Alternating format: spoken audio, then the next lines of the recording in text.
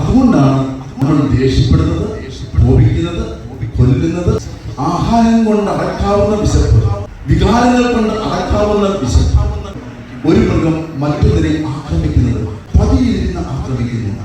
അതിന് ഒരേ ഒരു ലക്ഷ്യമുള്ളൂ, അതിന്റെ വിശപ്പ്. പിതാവിന്റെയും പുത്രന്റെയും പരിശുദ്ധാത്മാവിന്റെയും നാമത്തിൽ ആമേൻ. ദയയ്ക്ക് ശേഷമുള്ള 5-ാമത്തെ ഞായറാഴ്ചയായി ഇന്ന് പരിശുദ്ധനായ മർക്കോസ് എഴുതിയ സുവിശേഷം 1-ാം അധ്യായത്തിൽ 12 മുതൽ 20 വരെയുള്ള തിരുവചനങ്ങളാണ്. വചനം തുടങ്ങുന്നത് കർത്താവ് യേശുമിശിഹായുടെ മരുഭൂമിയിലെ പരീക്ഷണത്തോടു കൂടിയാണ്. അത് ഏറ്റവും ശ്രദ്ധേയമായ ഒരു വാക്യം. 13-ാമത്തെ തിരുവചനം, ആത്മാവ് അവനെ മരുഭൂമിയിലേക്ക് നയിച്ചു.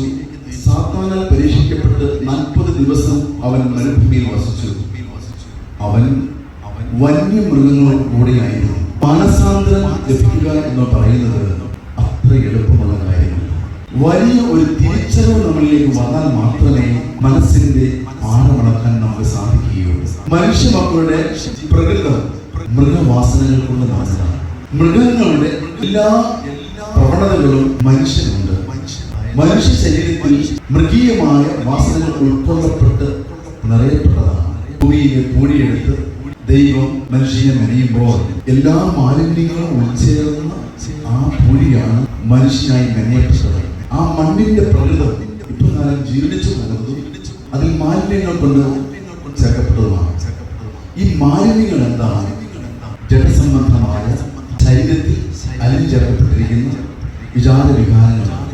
ഇതേ തത്വങ്ങളാണ് ഒരു മൃഗത്തിന്റെ ജീവിതത്തിലുള്ളത്. അതിന്റെ ശരീരം മെനയപ്പെട്ടതും ഇതേ വിധമാണ്. ഈ ചീഞ്ഞ പോകുന്ന ശരീരത്തിന്റെ പ്രകൃതം മൃഗവാസനകൾ കൊണ്ട് നടക്കുന്നത്.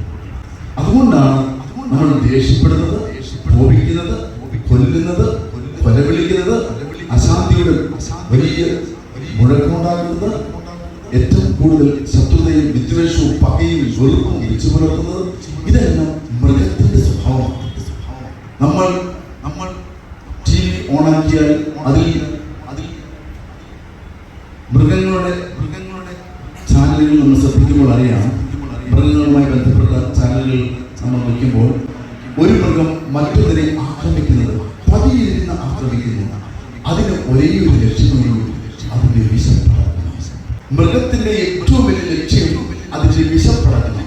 വിശപ്പടക്കാൻ വേണ്ടി അതിന് ജന്മം കൊണ്ട് തന്നെ കിട്ടിയിരിക്കുന്ന സ്വതസിദ്ധമായി ലഭിച്ചിരിക്കുന്ന വാസന മറ്റൊരു മൃഗത്തെ കീഴ്പ്പെടുത്തുക, കൊല്ലുക, കൊല്ലിക്കുക.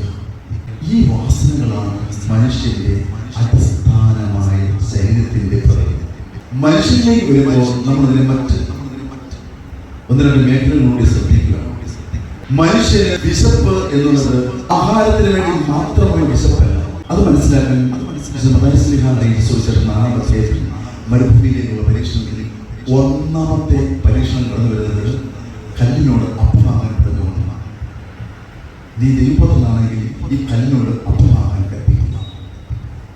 ആദ്യത്തെ വിശപ്പ്, മനുഷ്യന്റെ വിശപ്പ്, ആഹാരം കൊണ്ട് അടക്കാവുന്ന വിശപ്പ്. 1. വികാരങ്ങൾ കൊണ്ട് അടക്കാവുന്ന വിശപ്പ്. 2. ഈ ജഡമോഹങ്ങൾ കൊണ്ട് നിറഞ്ഞ് തിളച്ച് തുളുമ്പുന്ന മനുഷ്യ ശരീരത്തിൽ ഇപ്രകാരം വിവിധങ്ങളായ വിശപ്പുകൾ ഉൾക്കൊള്ളുമ്പോൾ ഇതിൽ ഈ വിശപ്പുകളെയൊക്കെ ഉൾക്കൊണ്ട് അതിലേക്ക് നിയന്ത്രിക്കാൻ പറ്റുന്ന പക്വമായ പാകതയുള്ള മനസ്സിന്റെ വ്യാപാരങ്ങളെ നിയന്ത്രിക്കാൻ പറ്റിയ വിധം ആത്മീയമായ കണ്ണു തുറക്കുകയും ആത്മാവിന്റെ ഫലങ്ങളും ദാനങ്ങളും നിറഞ്ഞു ജീവിക്കുമ്പോൾ ഈ ശരീരത്തിലെ വിശുദ്ധങ്ങളായ വിശപ്പിനെ അടക്കാൻ മനുഷ്യനെ പ്രാപ്തിയിരിക്കും. ഈശോ അതാണ് കാണിച്ചു തരുന്നത്. ഈശോ തന്റെ ആദ്യം പരസ്യത്തിലേക്ക് പ്രവേശിക്കുന്നതിന് തൊട്ട് മുമ്പ് നടത്തുന്ന ഏറ്റവും വലിയ കർമ്മം ഒരു മരുഭൂമി പരീക്ഷണമാണ്. വന്യമൃഗങ്ങളോട് കൂടെയുള്ള വാസന, മൃഗവാസനകളുടെ മധ്യയാണ് അവൻ ജീവിച്ചത്. എന്നാൽ മൃഗത്തിന്റെ വാസനകളെ അവൻ ലഹരിച്ചു. മൃഗവാസനകൾ ഉള്ളവരുടെ കൂടെ ജീവിച്ച് മൃഗീയമായ എല്ലാ പ്രവണതകളെയും തിരിച്ചറിഞ്ഞ് അതിലെ ശരീരത്തിലെ ഇംഗിതങ്ങളാണെന്ന് തിരിച്ചറിഞ്ഞ് അതിൽ നിന്ന് പൂർണ്ണമായ മുക്തി നേടണം. എന്നാൽ മാത്രമേ പിതാവായ ദൈവത്തിന്റെ ഹിതമനുസരിച്ച് മാനസാന്തരപ്പെടുകയും സ്വർഗരാജ്യം സമീപിച്ചിരിക്കുന്നു എന്നുള്ള വലിയ ആഹ്വാനം കൊടുത്തുകൊണ്ട് ജീവിക്കാൻ സാധിക്കുകയുള്ളൂ എന്നുള്ള തിരിച്ചറിവ്, ആത്മീയമായ ഉറവി അഥവാ യേശു മിശിഹായ്ക്ക് ഇല്ലായിരുന്നത് കൊണ്ട് ഈ മൃഗവാസനകളെല്ലാം അടക്കാനുള്ള ഇച്ഛാശക്തി ഒരു കുതിരയ്ക്ക് കടിഞ്ഞാണിടുന്നത് പോലെ മനസ്സിനെ നിയന്ത്രിക്കാനുള്ള, ശരീരത്തെ നിയന്ത്രിക്കാനുള്ള ആജ്ഞാശക്തി ആത്മാവിനാൽ നേടിയെടുത്തു എന്നുള്ള ഒറ്റ കാരണം കൊണ്ടാണ് കർത്താവായ യേശു മിശിഹ ദൈവപുത്രനാണെന്ന് സാക്ഷിക്കുന്നതിന് വഴിയൊരുക്കിയത്. നമുക്ക് അത്രത്തോളം ഉയരാൻ പറ്റുന്നില്ല. നമുക്ക് നമ്മൾ ആഗ്രഹിക്കുന്ന സമയത്ത്, ഇഷ്ടപ്പെടുന്ന സമയത്ത് കോപിക്കുന്നു, ദേഷ്യപ്പെടുന്നു, കൊലയ്ക്ക് വേണ്ടി വിളിക്കുന്നു, കൊല ചെയ്യുന്നു, മറ്റുള്ള വ്യക്തിയോട് വെറുപ്പ് കാണിക്കുന്നു, വിദ്വേഷം നഷ്ടപ്പെടുത്തുന്നു, കാണാതെ നടക്കുന്നു, മിണ്ടാതെ നടക്കുന്നു, അകലം പാലിക്കുന്നു. ഇതെല്ലാം ഈ മൃഗത്തിന്റെ ഗുണങ്ങളാണെന്ന് പ്രിയപ്പെട്ട മക്കളെ നമ്മൾ ഓർക്കണം. ഒരു മൃഗം മറ്റൊരു മൃഗത്തിന്റെ അടുത്ത് നിൽക്കുമ്പോൾ ഇഷ്ടമില്ലാത്തതാണെങ്കിൽ ഒരിക്കലും അതിന്റെ കൂട്ടത്തിൽ അതിനെ ചേർക്കില്ല. എങ്ങനെയെങ്കിലും ഇല്ലാതാക്കും. ഓരോ നമ്മൾ മൃഗങ്ങളൊക്കെ വളർത്തുന്നവരല്ലേ മുറിക്കാനായി. ഇതേ വാസനകളാണ് നമ്മളുള്ളത്. അത് കഥാവേശം ചെയ്യുന്ന നമ്മുടെ ഏറ്റവും വലിയ പാഠം. നിന്റെ ജീവിതത്തിൽ മണ്ണുകൊണ്ട് മെനയപ്പെട്ട നിന്റെ ശരീരത്തിൽ ഇപ്രകാരമുള്ള വിവിധങ്ങളായ വിശപ്പുകൾ കൊണ്ട് കുത്തി നിറച്ചാണ് നീ ജീവിക്കുന്നതെന്ന് ഓർക്കണം. ഈ വിശപ്പുകളെ നിനക്ക് നിയന്ത്രിക്കാൻ പറ്റുന്ന വിധത്തിൽ ആത്മാവിന്റെ അഭിഷേകം കൊണ്ട്, പരിശുദ്ധാത്മാവിന്റെ അഭിഷേകം കൊണ്ട് നീ നിയന്ത്രിക്കാൻ പഠിക്കുന്നില്ലെങ്കിൽ നിന്റെ ജീവിതം, നിന്റെ കുടുംബജീവിതം, നിന്റെ സമൂഹ ജീവിതം എല്ലാം നരകീയമാകും, ജഡീകമാകും, പാപപൂർണമാകും, പാപഭംഗിതമാകും. അങ്ങനെ നിന്നെ സംബന്ധിച്ചിടത്തോളം നീ ഒന്നും തീരാ ദുഃഖത്തിനടിമയായ വലിയ ഭാണ്ഡം ചുമക്കുന്ന ഒരു മനുഷ്യനായി നീ നിന്റെ വികാരങ്ങളെ നിയന്ത്രിക്കാൻ ഒരേ ഒരു മാർഗമേ ഉള്ളൂ. ദൈവത്തോട് ചെയ്യുക, ദൈവാസുര ബോധത്തിലേക്ക് വളരുക, ദൈവസാന്നിധ്യം ഉണ്ട് അറിയുന്ന സ്ഥലത്തേക്ക് ഓടി വരിക. അതിന് ഏറ്റവും നല്ല സ്ഥലം ദേവാലയം. ഈ ദേവാലയത്തിലേക്ക് ഓടി വരാൻ നിനക്ക് സാധിച്ചില്ലെങ്കിൽ നിന്നെ മൃഗതുല്യമായ വാസനകൾ കൊണ്ട് നീ നിറഞ്ഞു ജീവിക്കും. നീ ഒരു ഉത്തമ വിശ്വാസിയാണെന്ന് പറയുന്നതിന്റെ ലക്ഷണം തന്നെ ഈ ദേവാലയത്തിലേക്ക് നീ വന്നു എന്നുള്ളതാണ്. നിന്റെ വിശ്വാസം നീ വളർത്തുവാനും പരിപോഷിപ്പിക്കുവാനും നീ ആഗ്രഹിക്കുന്നു എന്നുള്ളതിന്റെ ഉത്തമ അടയാളം ഈ ദേവാലയത്തിൽ വന്നു എന്നുള്ളതാണ്. കാരണം ദൈവത്തിന്റെ സാന്നിധ്യം നിലനിൽക്കുന്ന ഇവിടെ ദൈവത്തെ ആരാധിക്കുന്ന സ്ഥലമാണ്. ദൈവം കൃപ നിന്നിലേക്ക് ഒഴുക്കുന്ന സ്ഥലമാണ്. ഈ കൃപയാണ് നിന്റെ ഭവനത്തിലേക്ക് നീ കൊണ്ടുചെല്ലേണ്ടത്.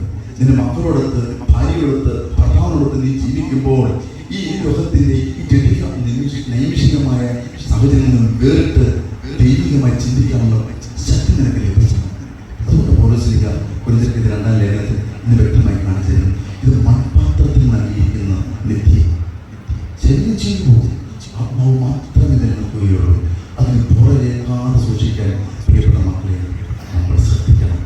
അതുകൊണ്ട് പരീക്ഷണങ്ങളെ വിജയിക്കാൻ തക്ക വിധം നമ്മുടെ എല്ലാ ജീവിതങ്ങളിൽ പരീക്ഷണങ്ങൾ ഉണ്ടാകും. അതിനെ തിരിച്ചറിഞ്ഞ് അതിനെ വിജയിക്കാനുള്ള ആത്മബലം ഉണ്ടാകണം. ലഹരി ഉപയോഗിക്കുകയോ മദ്യം ഉപയോഗിക്കുകയോ മറ്റുള്ള വൈകല്യങ്ങളോ അല്ലെങ്കിൽ മാനസികമായിട്ടുള്ള പ്രവൃത്തികളോ ജീവിക്കുന്നവർക്ക് അതിനെ എതിർക്കാൻ അല്ലെങ്കിൽ അതിനെ ഓവർകം ചെയ്യാനുള്ള ആത്മബലം, അഭിഷേകത്തിന്റെ ശക്തി മാത്രമേ ലഭിക്കുകയുള്ളൂ. അങ്ങനെ വിജയിച്ചു കഴിയുമ്പോഴാണ് നീ നല്ല കുടുംബസ്ഥനായി മാറുക, നീ നല്ല അമ്മയായി മാറുക, നല്ല കുഞ്ഞായി മാറുക, നല്ല ഭർത്താവായി മാറുക.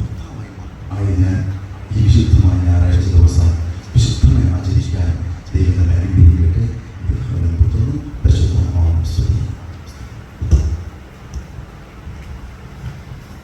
Barakos